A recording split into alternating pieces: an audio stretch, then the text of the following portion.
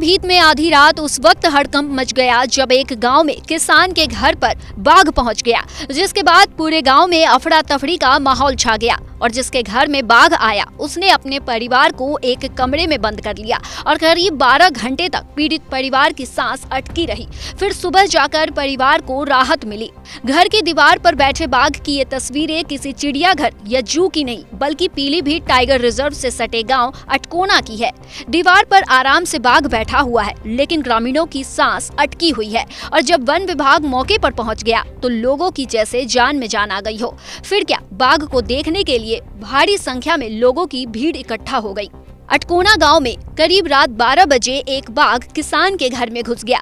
पहले तो परिवार के सदस्य पर हमले का प्रयास किया, लेकिन गनीमत ये रही कि बाघ अपने हमले में नाकाम रहा, जिसके बाद पीड़ित परिवार ने चार दीवारी में खुद को कैद कर लिया और इसकी सूचना पड़ोसियों को दी। फिर पड़ोसियों ने इसकी सूचना वन विभाग को दी और फिर सुबह वन विभाग की टीम ने करीब 3 घंटे की कड़ी मशक्कत के बाद बाघ को अपने काबू में कर लिया। आज जब बाघ आया, जब 12 बज रहे थे, लगभग 12 बजे से बाद में हम लोग जाग गए सब। एक हमारा भाई पास में लेटा था, उस पर इसने हमला करने की भी कोशिश करी, मगर कार पास होने से वो बच गया। फिर जब सब लोग हम जाग गए तो ये दीवार पर बैठ गया। फिर हम तब से जंगलात वालों को फ़ोन लगाना चालू कर दिया।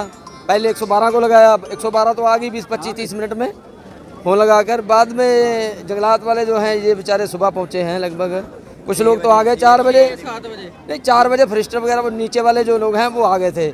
बाकी ये लोग कुछ 6 बजे आए, कोई 8 बजे आया, कोई 9 बजे आया। फिर डॉक्टर साहब नहीं बोले आए थे, फिर डॉक्टर साहब आए, इंजेक्शन लगाया गया है। अब टीम ने पकड़ लिया है शेर को।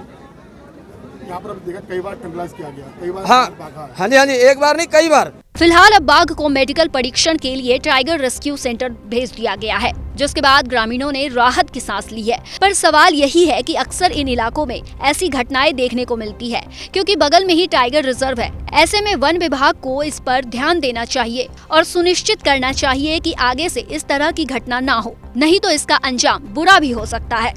हमें अर्ली मॉर्निंग इसकी सूचना मिली थी कि एक गांव में टाइगर एंटर कर गया है और घर के अंदर एंटर कर चुका है।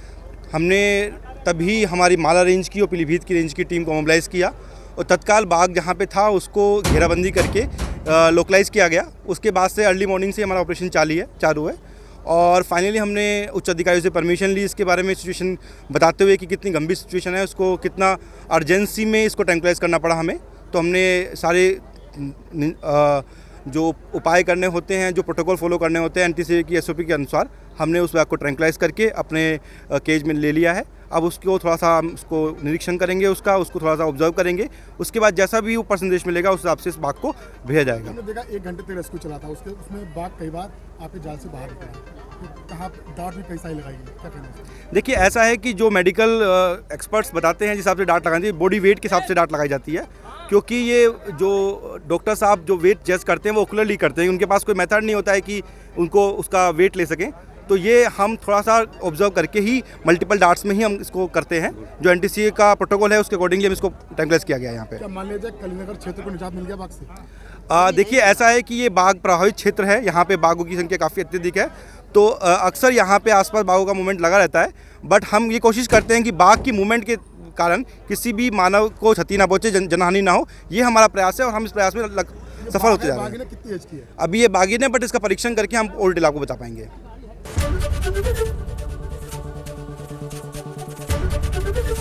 एबीपी गंगा, खबर आपकी, जुबान आपकी।